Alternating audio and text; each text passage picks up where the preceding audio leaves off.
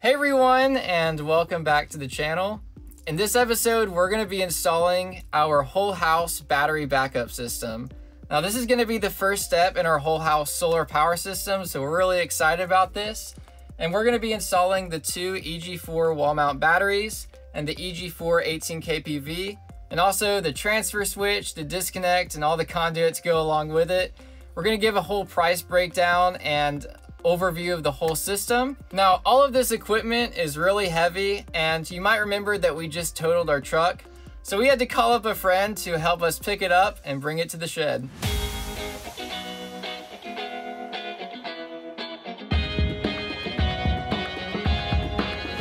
Yeah, I think this should work.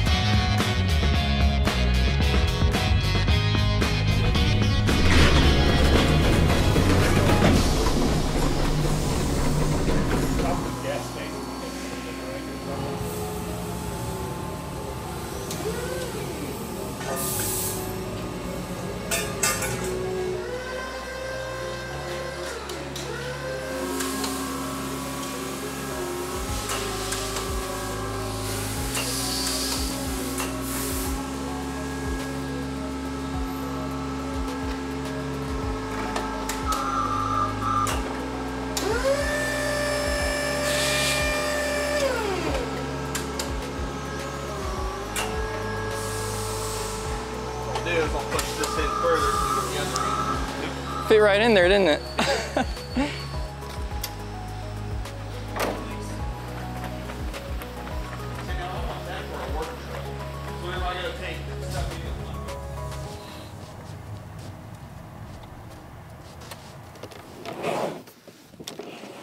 I think I'd be better off to do the forks, right?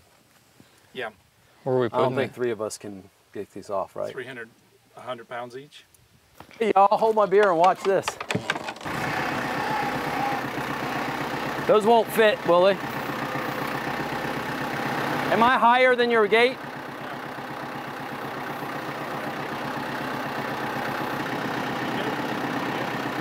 Good?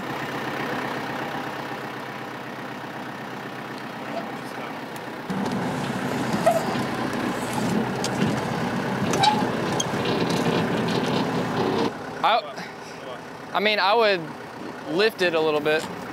Okay. All right. Yeah. Now you're good.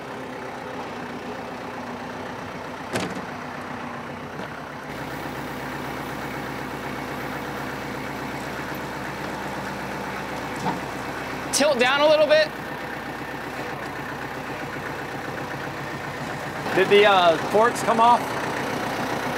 A little bit, yeah. I didn't tighten them down a lot, so.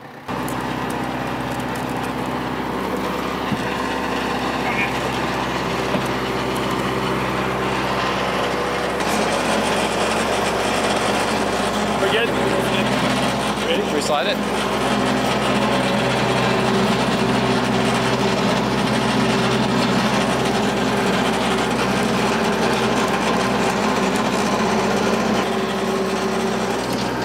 All right.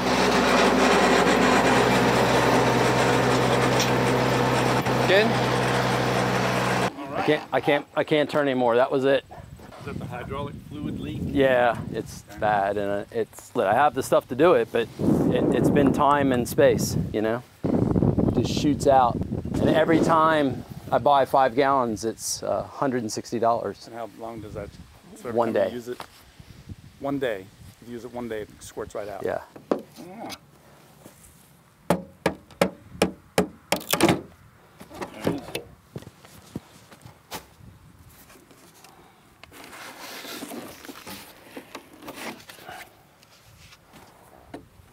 Yeah, look at that. Yeah, Yeah. that's nice. Oh, look at that. Is there a strap on that side Yeah, too? there is. Where are you going to put it? On the ground. Okay. I like how the engineer thinks. Where are you going to put it? All right, so we got our first battery out of the crate. Got all kinds of accessories that came with it. This battery weighs close to 300 pounds and we had no idea how we were gonna get it out. Luckily, they put these handles on there and me and Dad were able to lift it out, just the two of us. And I think that made all the difference. And so we're gonna show all this stuff later, but we got some accessories in here. Manual, some mounts, some really thick wires. Ethernet. RJ45 Ethernet.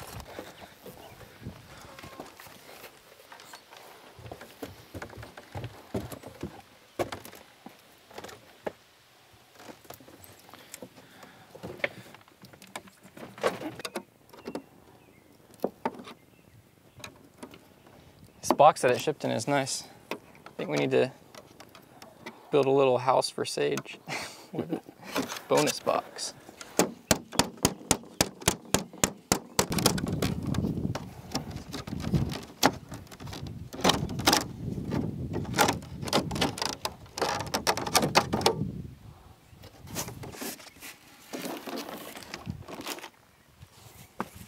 Look at that. This is gonna be great. Yeah, so all the interconnect cables come with it, so you don't have to do that. They're all the right size to connect from unit to unit. And then the network cable comes so that it can talk to the controller. The controller basically controls everything. And then some anchors.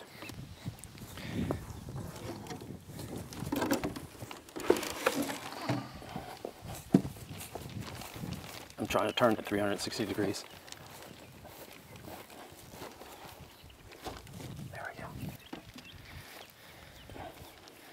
And the other great thing is a dolly fits right between the legs. Give me a little slack.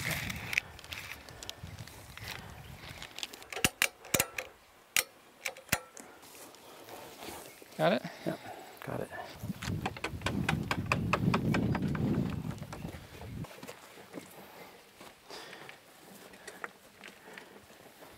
Oh, the AC feels nice in there. Yeah, it does.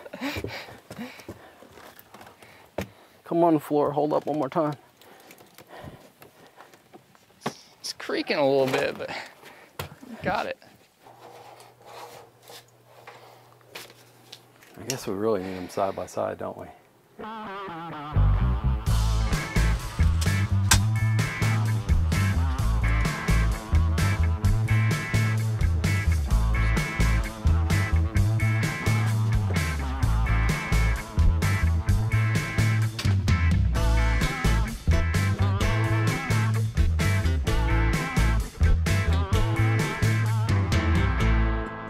The first step of our install is going to be to replace this outdoor breaker panel with a fuse disconnect.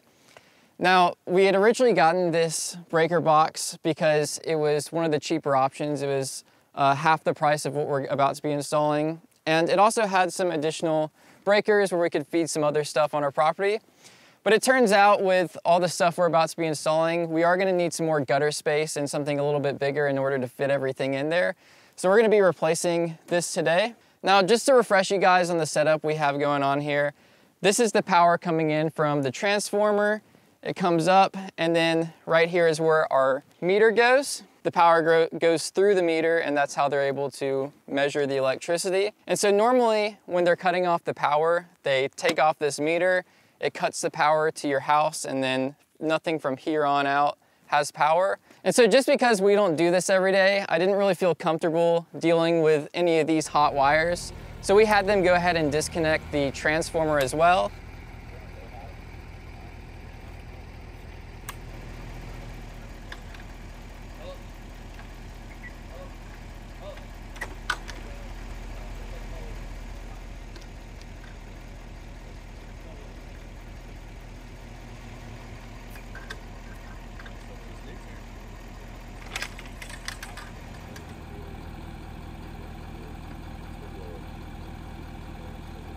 So now we can work on this and don't have to worry about accidentally touching something, because this is some really dangerous stuff. We can test that too. We have a multimeter and we can see that there is 1 volt coming on this side and then 1 volt here. So we're good to work on this now. And so our plan on this is to go ahead and replace this breaker box. And so after we're done, we'll call up our inspector, he'll come check it, and then we'll be able to get our power back on. So let's go ahead and get started on installing this. We can reuse it. That's exactly what I was about to say. Yeah, we can reuse it in our workshop.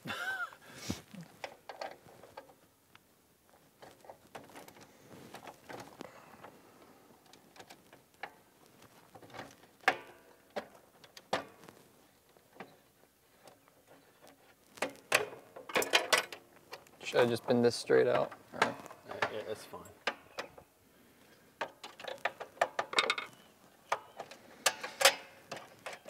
And so dealing with these big wires is a little bit of a pain because it is thick metal and it's hard to imagine how hard it would be to bend it into place. We even got some tools for bending the wire, and even with that, it was hard, so. And this is really small stuff compared to what electricians deal with every day.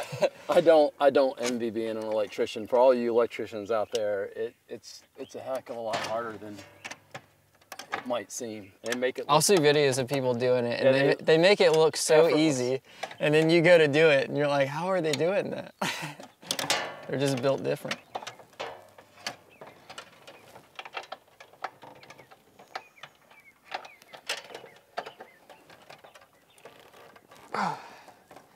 We confirmed we made this stuff tight enough the first time. We thought we were done with it. Yeah, I mean, you're right. It'll be easier to straighten these out and put them in. The only thing I wanted to see is if these would be good enough, if these would be long enough to use with our disconnect. I hope if they are, we'll use them. We'll reuse these. Already straightened it out. There we go.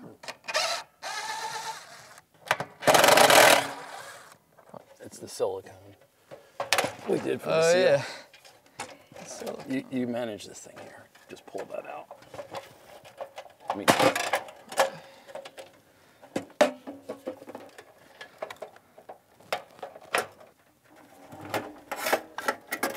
Perfect. That's good. A little bit more. All right, you should be able to pull that off now.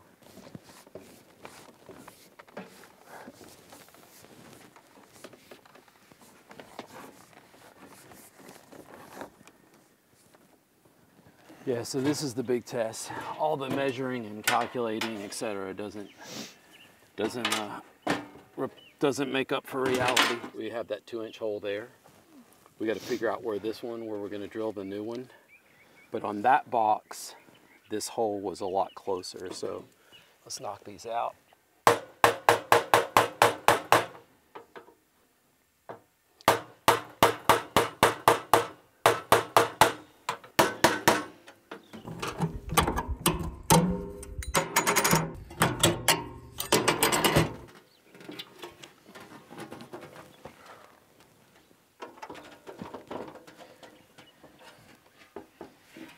I think you can go ahead and put that screw in.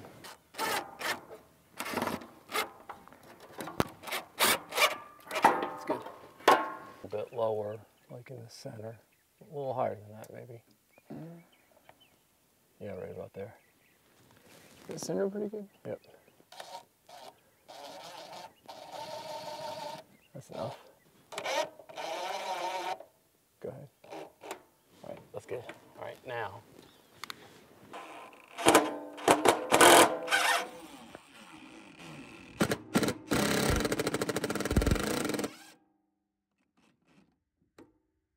Kind of looks like it belongs there. Yeah, it does. If it just fills out the space. Looks like we're dealing with some serious power. This is danger. Got it? Yeah.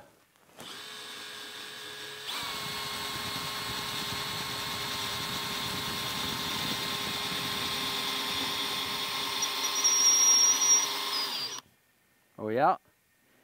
Well, it's kind of pressing against the rock wool. How about now? Yeah, we're out.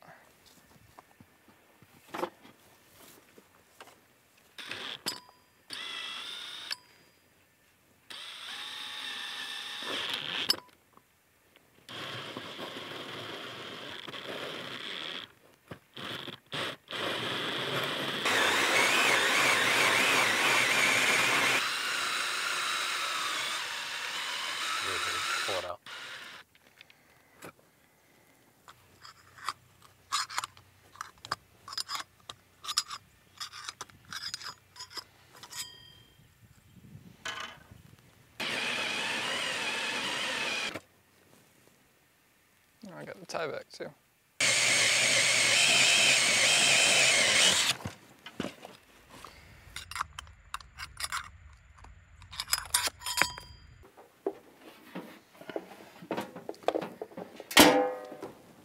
All right. The first disconnect is where you bond your neutral and your ground, and then they'll separate from this point on. Yeah. So that's what this is, and it's in there, and I wanted to make sure I double check that. Okay, ground is coming next. Okay.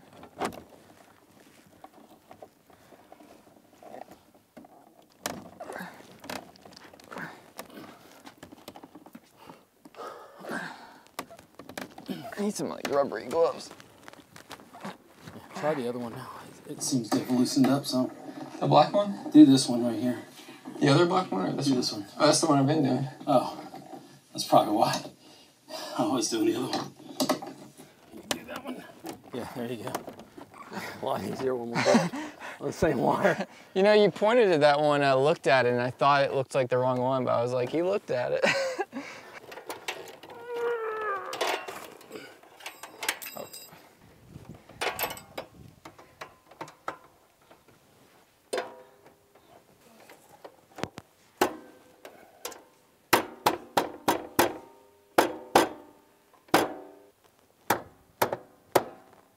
There you go. Now you got started there. You can go there.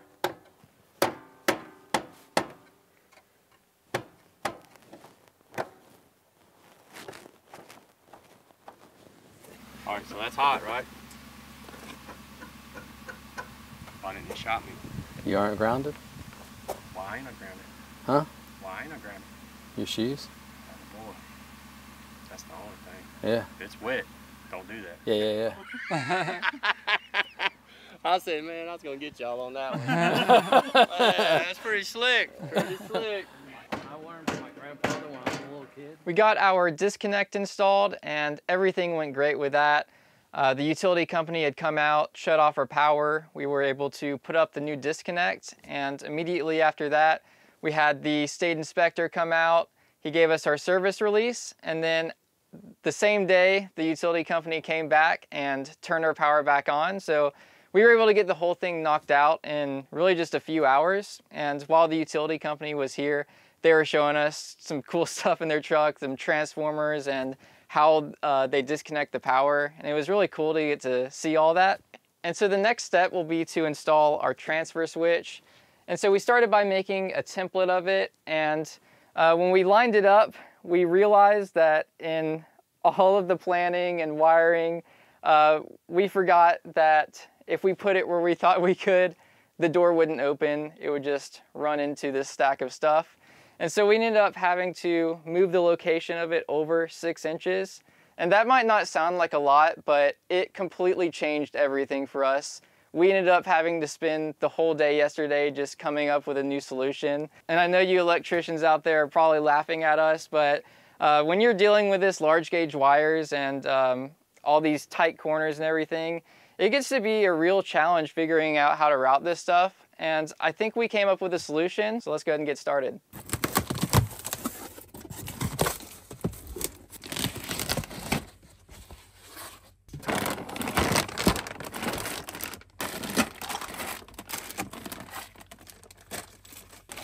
Okay. Everything's in one piece. And so this is the conduit box. It goes on top of the battery, and then the 18 kPV sits on top of it. And it just has lots of places where you can run your wires through and not have a mess of wires that you have to look at. And it's just so nice. It's got locks on it. Really nice. I just wanted to see how this stuff lines up with what we have going out here. So we're figuring out exactly where we want to put these batteries. And it's a little more challenging than it may seem because these are about 300 pounds each. So it's a lot of work just to move them a little bit.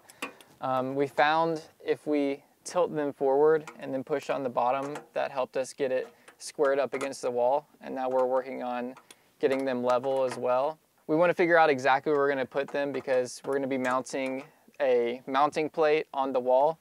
And they're really not going to be completely hanging on it. They're going to be sitting on the ground, but we're still going to mount them up against the wall with the mounting plate. We talked about this a long time ago when we were setting up when we were installing our breaker box, why we did what we did with this. And so it's really cool to see that everything lined up the way we planned it, and it seems like it's going to be a pretty clean install.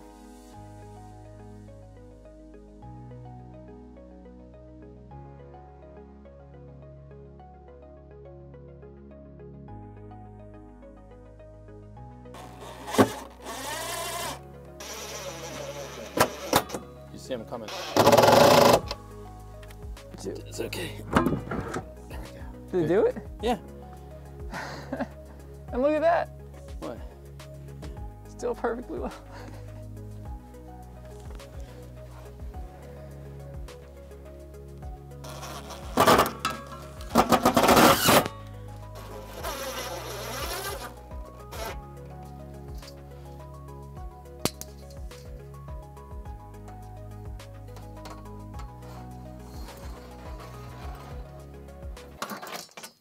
Wow, that's dangerous.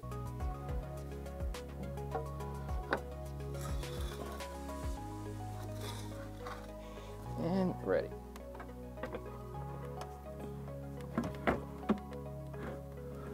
Did you get it? Yep.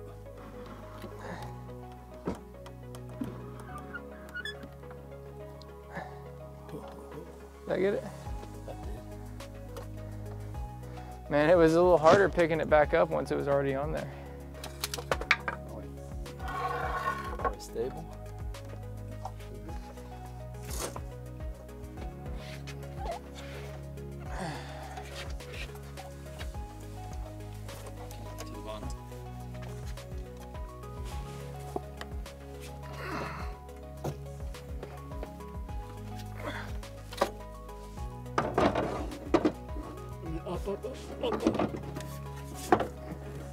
I think it's on now.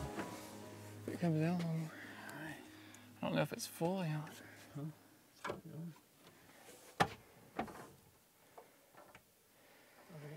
Is it on? Yeah. We should probably check the conduit box before we get too far into it. No, I know, but that's what we're doing. Yeah. I think we're pretty perfect. So it depends on what you want to do symmetry wise. This thing needs to come like this. It needs to be a little bit lower, right? Because it has to hit this, the hole in the side there has to go over here. I would rather, we got the board, so we're going to put a 3x3 board here. So what I would rather do is, or we can trim the board down to this size. We have that option too. Is it closed? Yeah, it's locked.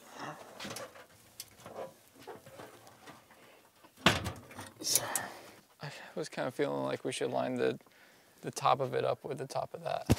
Yeah, but the hole needs to be here. That's what we really have to line up. It can go down some because we're using flex pipe, but then that's going to be a weird thing.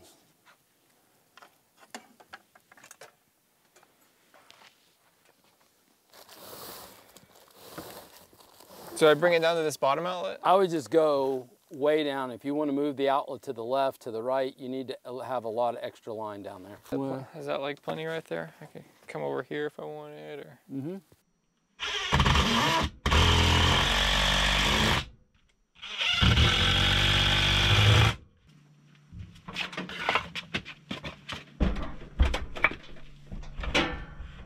Where is it?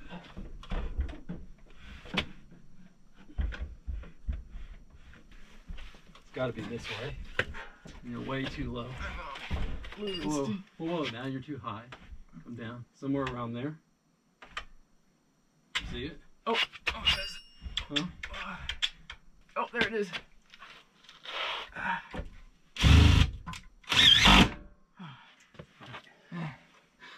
Step on screw. Man. All right, so we got our transfer switch installed, and we also mounted our batteries and the 18 kBV. We went ahead and took that down because we're about to be mounting the conduit box. But before we get started with that, I just wanted to tell you guys some things that we wish we knew before we started installing this. With this whole thing, when you look at it in a picture, it appears as if it's just this big tower, the battery and everything's mounted together. But what we found out is that the conduit box is attached to the battery, and the inverter is actually just hanging above everything. It just kind of looks like it's all one unit. And so getting the spacing right is critical, and they include this X bracket to help you space it out. So starting with our batteries, these can be mounted on the wall or just sitting on the ground. And in our case, they're sitting on the ground. They give you a minimum distance in the manual for setting the height of the bracket that holds the batteries. And in our case, since they're sitting on the ground, that bracket back there is really just holding it in place, keeping it from falling off the wall. Our ground was a little hard to go off of because it's concrete. It was an addition we poured, and it's not perfectly level.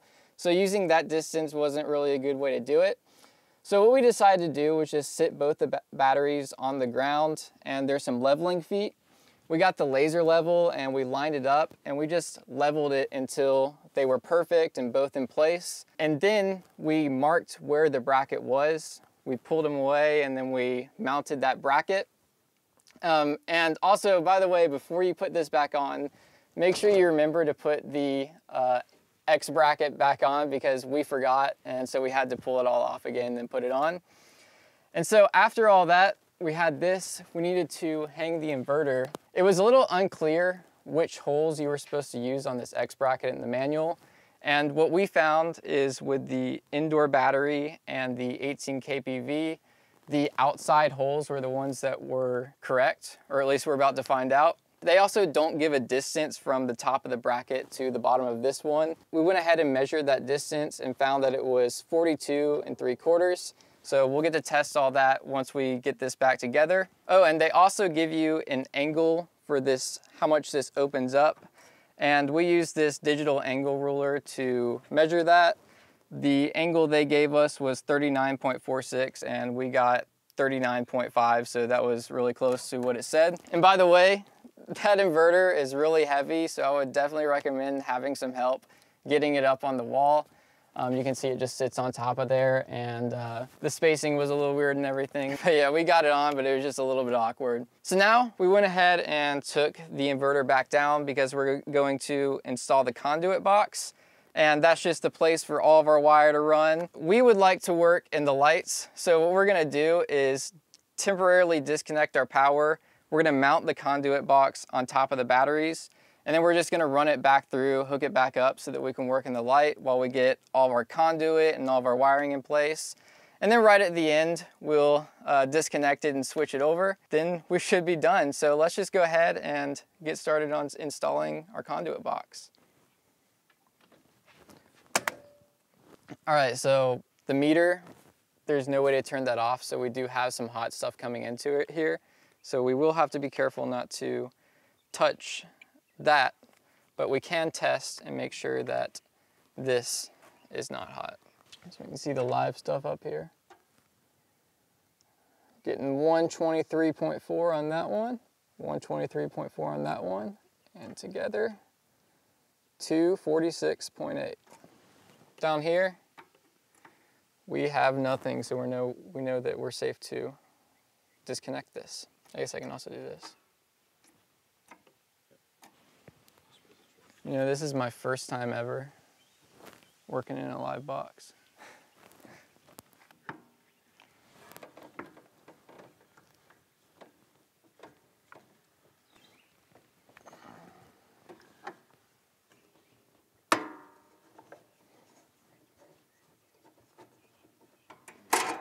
I can try to do this one.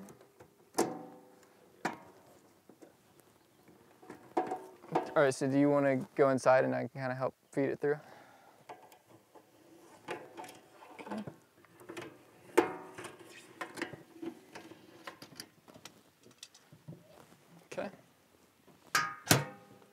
Gotta leave the door open, let the stink bugs in.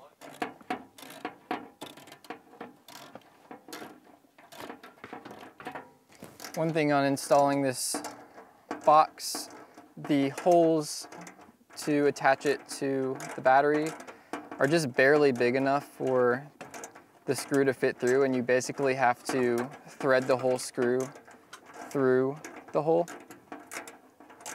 It's kind of hard to freely spin it by hand, so I'm using a ratchet to get it in there. Picking out all the conduit and wire and everything we're about to be installing has been a real eye-opener for me. It is pretty crazy how expensive this stuff gets, especially if you're doing this to meet code. You find out that you need certain size wires, and the wire that we just bought, the 3/0 wire, was $450 for 80 feet of it. The conduit, all the pieces, all these boxes, it's just so expensive. So definitely something to think about if you're planning on installing one of these systems. Think about how much all the other stuff is going to be too. Question is, hold on, let me switch my handles.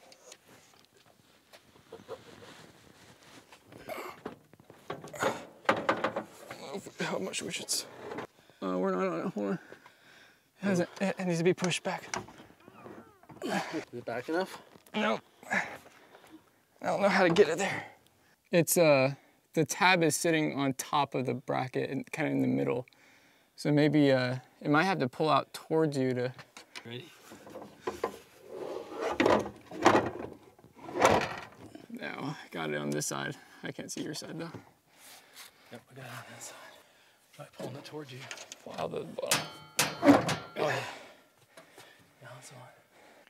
All right, so we got everything mounted now, got our conduit installed, and the final step will be to wire everything. A couple notes on installing this. The inverter ended up being a really good distance. We were happy with how that turned out, so using those outside holes worked out for us. Also on our conduit, we had originally said that we were going to come out of this hole and into this hole here, but that didn't work because the door didn't open, and so this is what we ended up doing. And on the outside of the house, we came out the bottom of the disconnect with this conduit body, and that's how we're getting inside.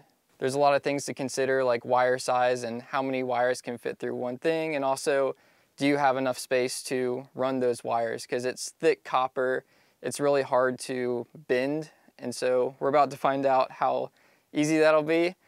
And by the way, this entire transfer switch is completely optional. This was just something that we wanted to do in case down the road maybe something goes wrong with the inverter in the system. This allows us to completely bypass the system and still have power directly from the grid. Or maybe if we wanted to service it down the road, we'd be able to bypass it for that and still have lights on. We are going to start our wiring, and we're going to start by connecting the batteries and the inverter together so that we can go ahead and get that configured first, and then we'll run the rest of the power and switch it over. So we're getting all the battery cables that came with it unboxed and installed. This is a really nice cable. It's really flexible. I like it. That one that goes from the battery to the inverter needs to be crimped. So we had to last minute order a crimper because we didn't have one.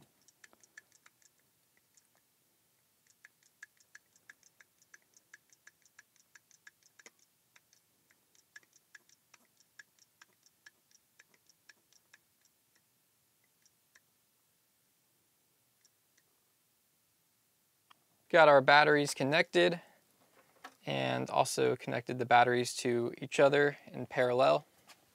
As you can see, we put the excess battery wire on this right one because we don't have as many wires going through there.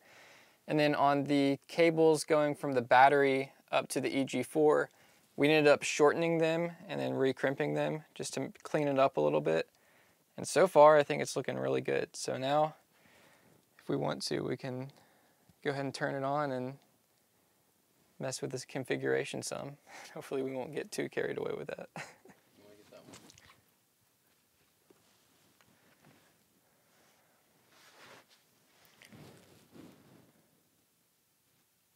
What we got? Should be 51.2. 52.8.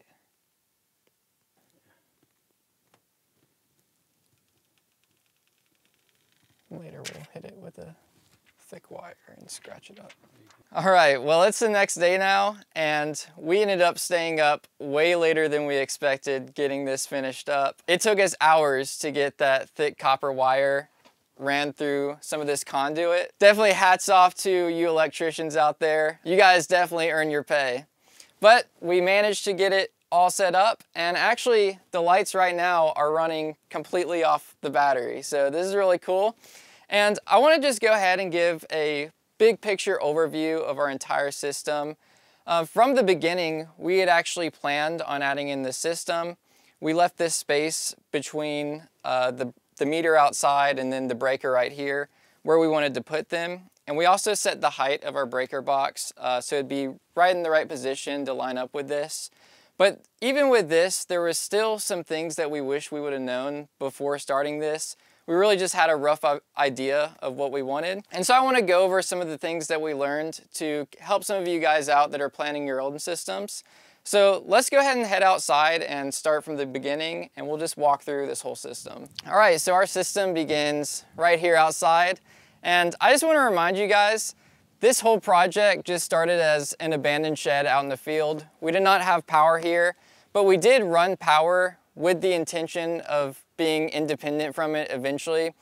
So we planned a lot of these things in advance. We brought power in on a pole over there. It's transformed and it runs under and comes out right here on the meter. Now from the meter, the power is going into this disconnect.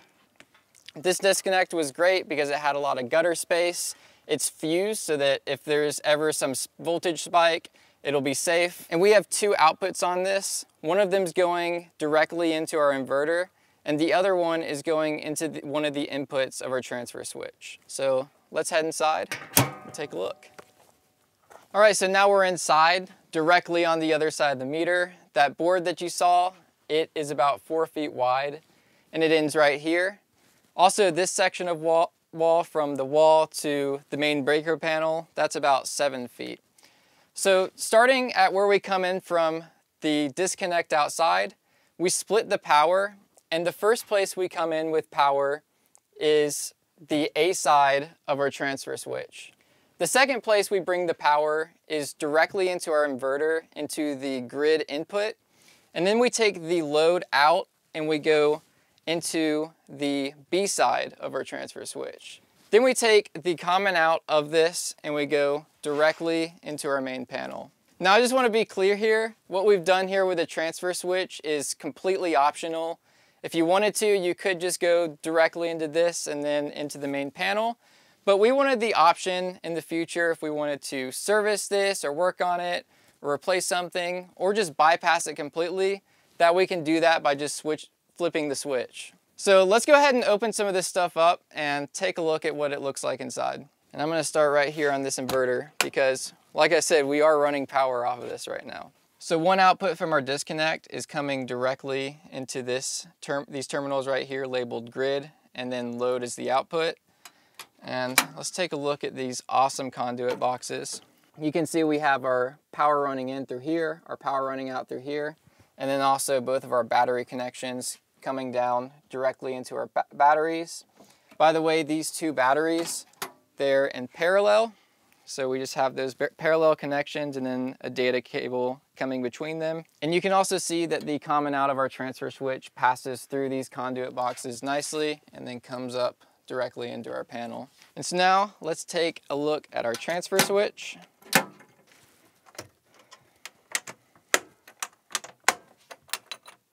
So you can see we're set to inverter right now because we're running off the batteries, and this is going to turn the lights off.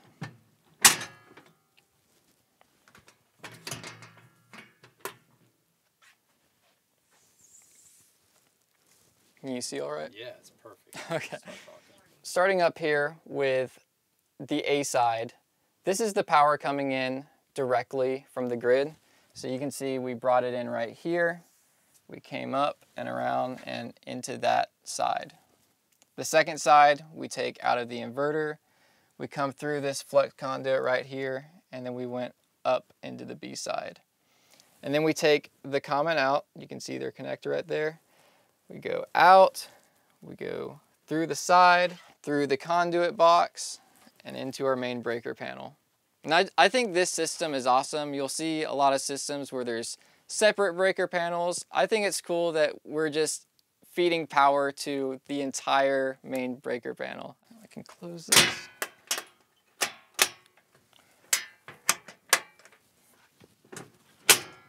And so I want to do a quick price breakdown to give you an idea of what to expect in a system like this.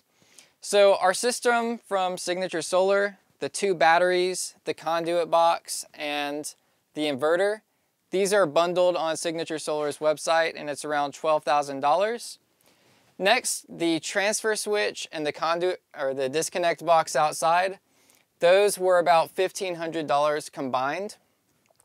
And finally, we had a bunch of miscellaneous conduit, fittings, and wire, and that added up to $750. Just to give you an idea, copper wire is changing all the time, but it was around $5 or $6 a foot, and that was $450 just for this small concentrated area. So definitely keep in mind where you place your system, and the distance between it and the meter definitely makes a big difference the more spacing there is. And of course, we also plan to add more to this in the future. We've been thinking about adding a second inverter, and also we're definitely going to be adding solar. What we've done here is worked with our utility company to do our install in phases. So first, in the first phase, we're installing this just as a battery backup, just like you would with a generator if you wanted a backup generator for your house. In the next phase, we'll be applying for our interconnect agreement, and that'll allow us to sell power back to the utility company and give us permission to set up solar panels. And getting the approval for that can take anywhere from 60 to 120 days. And in the final phase, once we get approval for our interconnect agreement, then we'll have permission to set up our solar panels, and we'll be able to sell power back to the grid. And in that phase, we'll finally set up our whole system. So I hope this has been helpful for you guys. I can't wait to show you more about the EG4, but that's going to be a wrap for this video. I want to give a big thank you to Signature Solar, and also everyone that has liked and subscribed, and everyone that has backed us over on Patreon. Thank you so much for your support, and we'll see you guys next time.